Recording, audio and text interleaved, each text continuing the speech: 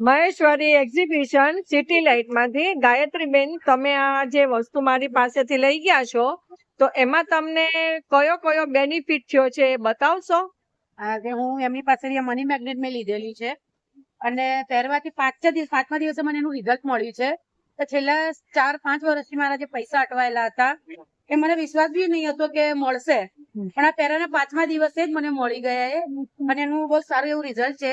અને મેં મારા બાબા માટે બી આ લીધેલું છે, એની બી ઇફેક્ટ સારી છે અને મારા હસબન્ડ ઓલરેડી કોન્ફિડન્સ નું એ પહેરે જ છે, એના પરથી મને આ ખ્યાલ એટલે મેં બી લીધું અને એનું સારું એવું રિઝલ્ટ મળેલું છે મને.